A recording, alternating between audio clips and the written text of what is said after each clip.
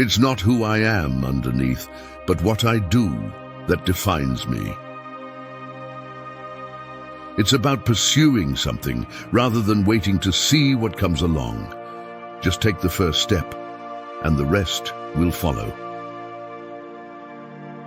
Whatever you do it completely. Don't do it halfway. Do it more than anybody else would, and you will be a winner in all of life's challenges. Life is an adventure in which you play the main role. You're the only one that can choose to be a hero of your own story, or the villain. People need dramatic examples to shake them out of apathy, and I can't do that as Bruce Wayne. As a man, I'm flesh and blood. I can be ignored, and I can be destroyed. But as a symbol, I can be incorruptible, and I can be everlasting. I have this theory that depending on your attitude, your life doesn't have to become this ridiculous charade that it seems so many people end up living. Take charge of your destiny. Make a difference for yourself. Sometimes the truth isn't good enough. Sometimes people need to have their faith rewarded.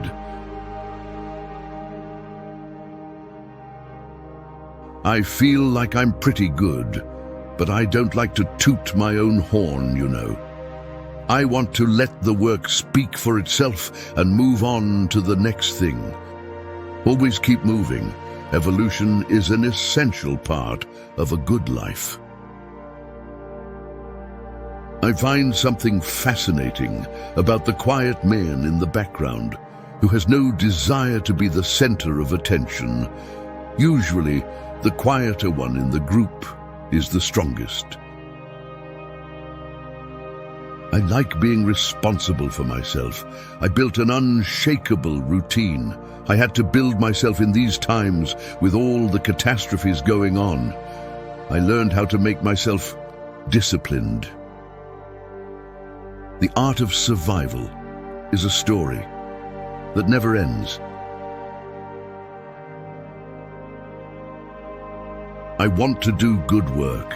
I want the opportunity to work with good people, and the only way I'm gonna do that is to commit 110%. You always get out what you put in. I never want to feel that I'm playing it safe. Life itself is a series of unprecedented events, so some adrenaline, it's well received, makes you feel more alive. I learned that there's a certain character that can be built from embarrassing yourself endlessly. If you can sit happy with embarrassment, there's not much else that can really get to you. I started my career without fans. I never really needed them. All that mattered to me was the point that I, myself, the biggest critic of my work, to be satisfied. After that, the fans gathered like ants. I think it's important when you're acting to be as relaxed as possible. Even if you're doing something intense, you're basically in a state of dynamic relaxation. Self-control is the biggest win in life for a man. I never want to turn something down just because I'm afraid to do it, or because of some idea of a bad image. That was never anything I set out to do. In fact, the opposite. I always want to confuse people in terms of any kind of image and be unpredictable in any kind of movie I make. All of the muscles were gone, so that was a real tough time of rebuilding all of that. But you have a deadline, you have an obligation. You've said that you will commit to this part, and I just can't live with myself for not really giving it as much as I can. Sacrifice is the exchange coin for success. I tend to think you're fearless when you recognize why you should be scared of things, but do them anyway. I do like taking stuff seriously that a lot of people look at as nonsense. I enjoy the insanity of that, and I like the commitment that is needed for that. I not only inherited an aversion to the 9-to-5 routine, but the sense from my parents that being bored and boring is the worst thing that you can be, helped me escape life's never-ending loop of misery.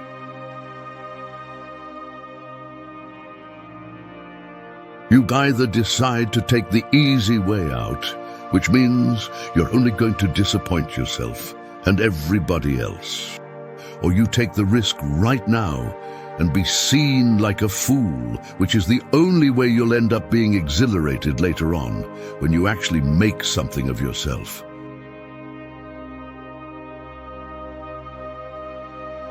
I went backwards and forwards over it until I was 22, and then, in the past few years, I began to say to myself, okay, look, I'm not messing around. This is something I want to attack, instead of thinking, I'll just see what happens with it. And to my surprise, the moment I stopped overthinking it and started doing, everything came to means. Sometimes, you just have to make the first step. To really know someone, it's putting yourself in their shoes and seeing how far you can come to truly understand them. I love the empathy that comes from role-changing thoughts. Always remember, if you can be anything in life, be a Stoic. Support with a like and subscribe for more Stoic empowerment.